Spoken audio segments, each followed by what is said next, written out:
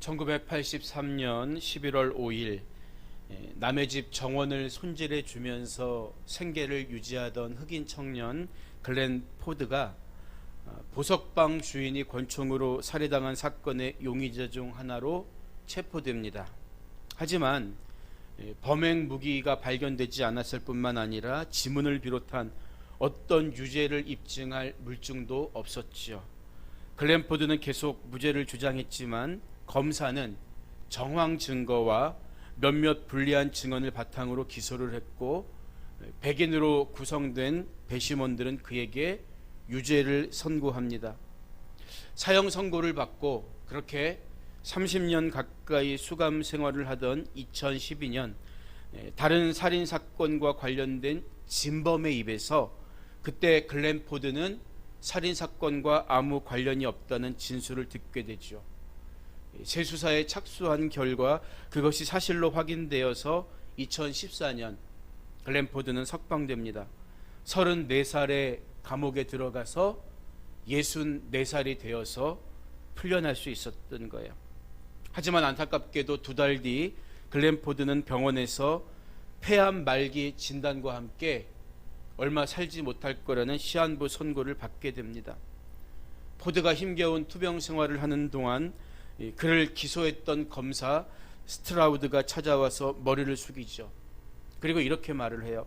선생님, 당시 33살밖에 안 된 젊은 검사였던 저에게 한 인간을 죽음에 이르게 할 수 있는 판단 능력이 없다는 사실을 이제야 뼈저리게 깨달았습니다. 제발 용서해 주십시오. 일어설 힘이 없어서 앉아서 그와 악수를 나누던 포드는 어렵사리 자기 진심을 털어놓습니다. 미안합니다. 나는 당신을 용서할 수가 없어요. 정말 없어요. 정말로. 그리고 포드는 곧 세상을 떠나게 되죠. 잘못된 정의가, 잘못된 판단이 한 사람의 인생을 완전히 망쳐버린 거예요. 이 사건이 말해주는 것처럼 우리가 남을 판단하는 게 사실은 얼마나 조심스럽고 또 조심을 해야 하는 일입니까? 그런데 오늘 우리가 살아가는 이 세상, 우리나라의 팽배한 양극화 현상의 이면에는 저마다 자신만이, 내가 지지하는 집단만이 절대적으로 옳다고 믿는 신념이 깔려 있어요. 그래서 절대 자기가 생각하는 정의를 포기하지 않고 상대방을 향해 마구 판단의 칼을 휘두르고 있다는 거죠. 일본의 뇌 연구가이자 인지과학자인 나카노 노부코의 책 정의 중독을 보면 이런 집단주의에 대해서 이런 이야기를 합니다. 내가 속한 집단이 계속 집단으로서 유지되는 것이 정의라고 보며 그 밖의 윤리관은 전부 옵션으로 치부해버릴 만큼 그 무엇보다 집단을 우선시한다. 이렇게 지적하고 있거든요. 여러분, 사실 우리가 정의롭다, 우리 판단이 옳다고 이야기하지만 그 이면에는 우리가 흔히 진영이라고 부르는 집단의 일원으로 살아갈 때 존재적인 안정감을 느끼게 되는 본능이 숨어 있다는 거예요. 그래서 집단을 맹신하게 되는 거죠. 여러분, 이런저런 이유는 다 있겠지만 어쨌든 이처럼 우리는 정의에 대해서, 의에 대해서 굉장히 민감한 것 같습니다. 성경에 나오는 동방의 의인 욥을 보세요. 욥은 하루아침에 재산이 다 사라져도 흔들리지 않습니다. 심지어 자식들이 한날 다 죽어도 그는 하나님 앞에서 입술로 범죄하지 않죠. 온몸에 심한 피부병이 생겨도 욥은 하나님을 찬양합니다. 그런데 친구들이 와서 욥의 정의를 흔들어요. 욥이 가지고 있는 의를 흔듭니다. 하나님이 인정해 주신 욥을 죄인이라고 정죄하니까 네가 지금 이런 고난을 당한 것은 너의 죄 때문이야, 이렇게 판단하니까 그때 욥이 흔들린다는 거예요. 그냥 흔들리는 정도가 아니라 하나님이 정말 의로우신 분인가, 내가 이런 고통을 당하고 이런 욕을 먹고 있는데 가만히 내버려 두시는 하나님의 정의가 어디 있는가? 하나님의 의를 의심하기까지 흔들리게 되죠. 이렇게 우리는 의에 대해서 굉장히 민감하게 반응하며 살고 있다는 거예요. 누구나 인정받고 싶지 손가락질 받고 욕먹는 거 원치 않기 때문입니다. 그래서 우리는 의라는 말을 옳고 그름의 윤리적인 문제로 생각하기가 굉장히 쉬워요. 사실 오늘날 세상에서 말하는 의는 윤리적인 기준과 도덕적인 가치와 얼마나 일치하느냐로 규정되어 있죠. 여러분, 그런데 그 기준이 집단마다 상대적일 수도 있다는 거, 다를 수 있다는 거 여러분 아시죠? 사람마다 의에 대한 생각과 판단의 기준이 같지가 않아요. 더구나 아무리 의를 추구해도 오늘 예수님의 표현처럼 그 의에 줄이고 목말라 해도 이 땅에 의를 추구하는 사람이 배부르다는 말 들어봤습니까? 야, 이 정도면 내가 꿈꾸던 세상이야. 그런 이야기 들어보셨나요? 배부를 수 없어요. 만족할 수 없어요. 그게 세상이 추구하는 의의 한계입니다. 보세요. 우리나라도 보는 시각에 따라 살기 좋은 나라일 수도 있고 젊은이들에게는 헬조선이라 불릴 만큼 살기 힘든 나라일 수도 있습니다. 역사적으로 굵직한 사건도 많았고 그로 인해 얼마나 많은 사람들이 상처 입고 고난당해야 했습니까? 여러분, 그러다 보니까 어떤 사람들은 무조건 사회의 약자의 편에 서는 것이 의라고 생각하는 사람도 있어요. 그 이유를 예수님도 낮은 곳에 오셨기 때문이다 이렇게 주장하죠. 여러분, 그렇지만 예수님이 이 땅에 초라한 모습으로 오신 것은 흠모할 만한 아무것도 없는 어린 양처럼 단번에 자신을 십자가의 제물로 드리기 위함이지 무조건 약자만을 옳다고 인정하기 위함은 아니라고 성경은 말하고 있어요. 레위기 19장 15절을 보면 너희는 재판할 때에 불의를 행치 말며 가난한 자의 편을 들지 말며 세력 있는 자라고 두호하지 말고 공의로 사람을 재판하라. 이렇게 가르쳐주고 있습니다. 부자로 사는 사람 모두가 하나님 앞에 의로운 사람이 아닌 것처럼 약자의 편을 무조건 든다고 해서 그게 모두 의가 아니라는 거예요. 부와 의로움은 별개이기 때문입니다. 하나님은 당신의 뜻에 순종하는 사람을 기뻐하세요. 결국 우리는 성경을 통해서 하나님의 의란 인간의 처지나 형편, 도덕과 성품과는 상관없다는 것을 깨닫게 됩니다. 하나님의 의가 비윤리적이거나 비도덕적이라는 말이 아니라 하나님의 의는 그것들을 초월해 있다는 거예요. 여러분, 그렇다면 예수님이 오늘 말씀하신 의는 무엇을 의미할까요? 오늘 본문 6절을 보면 의에 줄이고 목마른 자는 복이 있나니 그들이 배부를 것이며, 예수님 이렇게 말씀하시거든요. 우리가 지금까지 이야기했던 세상적인 윤리, 도덕, 그것이 주님이 말씀하신 의가 아니라면 예수님이 말씀하신 의는 과연 무엇일까요? 여기서 예수님이 말씀하신 의는 죄인을 심판하고 멸하시며 의인을 보호하시고 구원하시는 하나님의 심판과 구원의 근거가 되는 공의를 의미한다고 볼 수 있습니다. 쉽게 말해서 의에 줄이고 목마른 자는 누구예요? 구원에 대한 불타는 열망을 가지고 있는 거예요. 하나님 아무리 해도 내 안에는 구원받을 만한 의가 없습니다. 하나님의 의로 나를 긍휼히 여겨주시옵소서. 이 사람이 바로 의에 줄이고 목마른 사람이에요. 생각해 보세요. 만약에 의가 내가 지킬 수 있는 윤리나 도덕처럼 내 안에 있는 것이라면 우리는 하나님 앞에 의에 줄이거나 목마름 호소할 이유가 없어요. 내가 그렇게 살면 됩니다. 또 말씀드린 것처럼 이렇게 산다고 한들 세상의 윤리와 도덕을 가지고 배부를 수 있는 사람이 있을까요? 절대 배부를 수가 없어요. 음식이 몸 밖에 있는 것처럼 의 또한 내 안에 있는 게 아닙니다. 이처럼 의는 오직 우리를 구원할 능력이 있는 거룩하신 하나님께만 있으며 그것을 유일하게 가르쳐주는 책이 바로 성경이라는 거예요. 따라서 우리는 성경에서 출발해야만 우리를 향한 하나님의 의를 알 수 있는 것입니다. 여러분, 그런데 만약에 성경에 기록된 율법적인 정의, 하나님이 우리에게 이렇게 살라고 요구하신 그 내용들, 이것만 계명만 하나님의 의라고 생각한다면 우리는 언제나 그 율법의 무게에 눌려서 살 수밖에 없는 존재겠죠. 하지만 성경은 보다 넓고 깊은 하나님의 의를 우리에게 가르쳐주고 있다고요. 예전에 어느 집회에 갔는데 그 강사님으로 이스라엘의 유대교 출신이었다가 복음을 듣고 그리스도인이 된 목사님이 오셔서 설교를 해주신 적이 있어요. 내가 유대교에 있을 때 하나님과 그리스도인이 된 후에 하나님에 대해서 달라졌다고 이야기를 하시는데, 예수님을 만나기 전에 자기가 유대교인으로서 믿을 때 하나님은 항상 막대기를 들고 자기를 뒤에서 내리칠 준비를 하고 있는 그런 하나님이었다는 거예요. 그래서 율법이나 계명을 어길 때마다 이렇게 혼내시고 때리시는 하나님이었다는 거죠. 그런데 그 하나님을 예수 그리스도의 보혈의 공로를 통해서 하나님께 나아가서 다시 보게 되니까 두려운 하나님이 아니라 아들까지 내어주셔서 우리를 구원해 주실 만큼 우리를 사랑하시는 사랑의 하나님이었다는 거예요. 여러분, 이게 뭘 말해줄까요?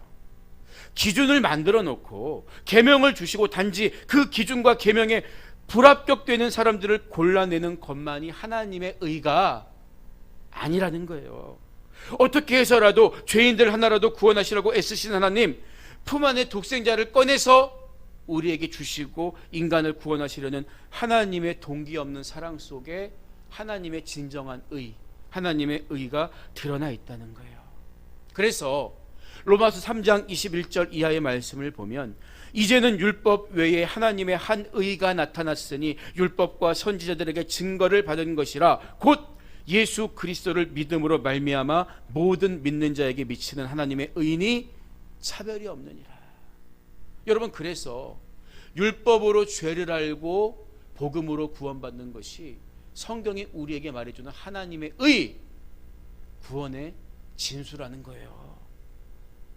따라서 의에 줄이고 목마르다는 것은 단순히 정의와 도덕성의 회복을 부르짖는다는 말이 아니고 율법의 정의에 매여 사는 바리새인들처럼 살아야 한다는 의미도 아닙니다.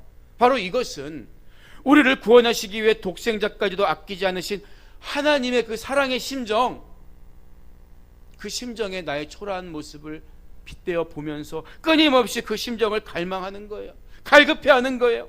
내 안에 있는 하나님 나라, 하나님의 그 마음, 하나님 나라 백성답게 살지 못할 때 우리는 굶주림을 느껴야 합니다. 하나님의 거룩함에 이르지 못하는 만큼 우리는 갈급함과 목마름을 느껴야 한다는 거예요. 내 죄 때문에 독생자가 죽어야 했던 하나님의 의에 날마다 다가서가지 못함을 자각하면서 우리는 갈급해야 하는 거예요. 이게 바로 의에 줄이고 목마른 사람의 삶이라는 거죠. 이런 줄임과 갈급함을 가지고 살아가는 사람의 인생이 어떻게 달라질까요? 예수님은 마카리오이, 계속되는 똑같은 문장 구조죠. 복이 있다, 너 참 복이 있구나, 의에 줄이고 목마른 자들아, 왜냐하면 너희는 배부르게 될 것이기 때문이야, 이 말씀이에요. 배부른 것은 여러분 만족한 상태를 의미합니다. 예수님이 요한복음 4장을 보면 수가성에 사는 사마리아 여인에게 이렇게 말씀하시죠. 이 물을 마시는 자마다 다시 목마르려거니와 내가 주는 물을 마시는 자는 영원히 목마르지 아니하리니. 주님이 주시는 물을 마시는 자는 다시는 갈급함이 없다는 거예요. 따라서 이 말씀은 하나님의 의에 대해 갈급해하면 더 이상 갈급하지 않아도 되는 삶을 살 수 있게 된다, 이 말씀입니다.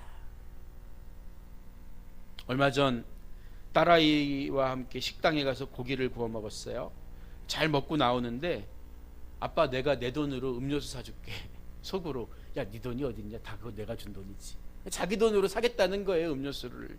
그러면서 덧붙이는 말이, 아, 배가 부르니까 인자해지는 것 같아, 그런 말을 하더라고요. 웃음이 나왔어요. 꼭 지 아빠 닮은 것 같아서 말이죠. 여러분, 마찬가지예요. 왜 하나님의 복이 있는 자녀, 예수님이 복이 있다고 말한 그 자녀들은 의에 줄이고 목마름을 느낄 수 있을까요? 음식을 먹어본 사람만이, 우리말로 고기 맛을 아는 사람이 그 음식을 보고 고기를 보고 침을 삼킬 수 있는 것처럼 그의 나라와 그의 위로와 그의 자비를 경험한 사람만이 하나님의 의 속에 있는 진정한 자유와 소망을, 그 맛을 알기 때문에, 그 영적인 황홀함을 알기 때문에 하나님 나 좀 살려주세요 부르짖을 수 있는 거예요. 유신 독재 시절 김지아라는 시인이 타는 목마름으로라는 시를 지었죠. 그런데 그 당시보다 훨씬 후에 이 시가 대중적으로 인기를 얻고 읽혀지게 됩니다. 이유가 뭘까요? 김지아 씨가 활동하던 당시에는 이 민주주의를 경험하고 그것의 목마름을 느낄 수 있는 사람들이 많지 않았기 때문이에요. 그러나 사회가 점점 민주화되면서 그에 대한 목마름, 자유에 대한 갈망도 커지게 된 것입니다. 자기 영혼을 위해서 울어본 적이 있는 사람, 애통해 본 적이 있는 사람만이 하나님 앞에 완전하지 못한 초라한 내 영혼을 바라보면서 의에 줄이고 목말라 할 수가 있는 것입니다. 여러분, 그래서 의에 줄이고 목말라 하는 것은 언제나 하나님과 상관없이 살아가는 내 죄와 허물을 아파하는 마음에서부터 비롯된다는 거죠. 창세기에 나오는 롯은 믿음의 조상 아브라함의 조카였어요. 여러분은 롯에 대해서 어떤 이미지를 갖고 있나요? 그저 믿음의 조상 아브라함의 곁에 있다가 부스러기 은혜를 입은 사람 정도로 혹시 생각하진 않나요? 그런데 베드로후서 2장 7절 이하의 말씀을 보면요, 롯에 대해서 이렇게 얘기하고 있어요. 무법한 자들의 음란한 행실로 말미암아 고통당하는 의로운 롯을 건지셨으니 이는 이 의인이 그들 중에 거하여 날마다 저 불법한 행실을 보고 들으므로 그 의로운 심령이 상함이라. 롯에 대해서 의라는 말을 3번이나 반복하면서 이야기하고 있어요. 여러분, 사실 롯의 이미지는 아브라함이 재산의 문제로 인해서 갈라섰을 때 네가 먼저 택하라고 하니까 좋은 땅을 덥석 차지해버리잖아요. 배은망덕한 조카가 어디 있습니까?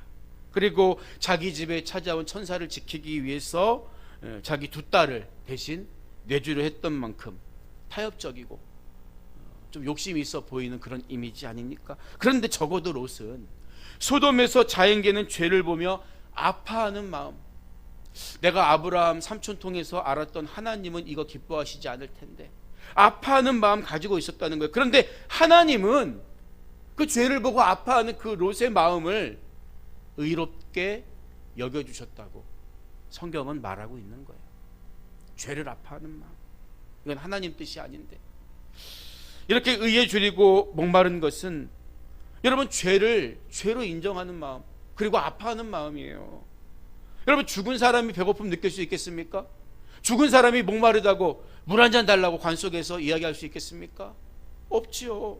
그렇기 때문에 죄를 보면서 아파할 수 있다는 자체가 영적으로는 살아있다는 증거가 되는 거예요. 그래서 동일한 교훈이 기록된 누가복음 6장 21절에는 줄인 자가 복이 있다 이렇게 표현됐지만, 오늘 마태복음에서는 그 줄임의 의미, 그 줄임의 목적을 의에 대하여, 하나님 나라에 대하여, 하나님의 구원에 대하여, 하나님의 그 심정에 대하여 줄이고 목말라 하는 사람이라고 분명하게 밝혀주고 있는 거예요. 즉, 굶주림과 목마름은 이 땅에서 사는 모든 인생이 똑같이 겪을 수 있는 어떤 육신적인 기갈이 아니라 하나님의 말씀이 없어서 그 말씀대로 살지 못해서 겪는 영적인 굶주림과 목마름을 가리키는 거예요. 우리가 지금까지 들은 말씀처럼 여러분, 가난, 심령이 가난한 사람, 애통하는 사람, 온유한 사람, 어떤 인간적인 본능과 태도를 예수님은 영적인 의미, 영적인 복으로 설명해 주고 계시는 거예요. 팔복은 그래서 모두 영적인 축복입니다. 이 땅에서 우리가 누리는 것이 아니라. 아모스 선지자는 북이스라엘 백성들을 향해서 양식이 없어 주림이 아니며 물이 없어 가람이 아니요 여호와의 말씀을 듣지 못한 기갈이라. 너희들이 기갈을 느끼는 것은 양식 때문이 아니야, 물이 없어서가 아니야, 여호와의 말씀을 듣지 못했어야. 이렇게 얘기하고 있어요. 여러분, 그러면 지금 이 시대는 어떻습니까? 말씀이 넘쳐나요. TV만 틀어도 말씀이 나오고.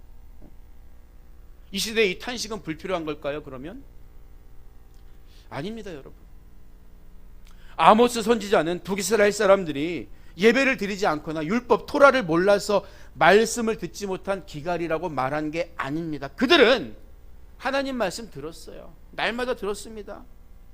그러나 문제가 뭐예요? 그 말씀을 듣고 끝난 거죠. 행치 않았습니다. 하나님께 예배 드리면서도 똑같이 우상께 경배했습니다. 하나님 말씀을 알고는 있지만 그 말씀이 내 인생을 점령해 오지 못한 거예요. 이게 바로 말씀의 기갈입니다. 오늘날 우리가 얼마나 쉽게 말씀을 들어요. 말씀 듣다가 중간에 채널 돌릴 수도 있어요. 지금은 더 편리해져서 이 손바닥 안에 전화기를 들고, 죄송합니다, 말씀을 쇼핑하는 것처럼 몇 번 듣다가 또 돌려보고 딴 데 보고. 여러분, 그러나 이렇게 말씀을 많이 찾아다니기만 하는 사람이 의에 줄이고 목마른 사람이 아니라는 거예요. 들은 말씀대로 살지 못하는 자기의 초라한 영혼, 내 초라한 영적 지갈 상태를 보면서 가슴을 치면서 하나님 앞에 목마름을 호소할 수 있는 사람, 이 사람이 바로 의에 줄이고 목마른 사람이라는 거예요. 우리 주님은 그런 자들의 회개를 보시고, 그런 자들의 애통함을 보시고, 그런 자들의 굶주림을 보시고 그들을 위로하시고 배부르게 해주신다, 만족시켜 주신다는 거예요. 오늘 말씀을 마무리합니다. 제가 요즘에 먹는 식품 중에 여주라는 식물이 있어요. 모양도 마음에 안 들고 굉장히 쓰고 맛도 없습니다. 그런데 제 몸에 좋다고 해서 먹고 있죠. 보세요.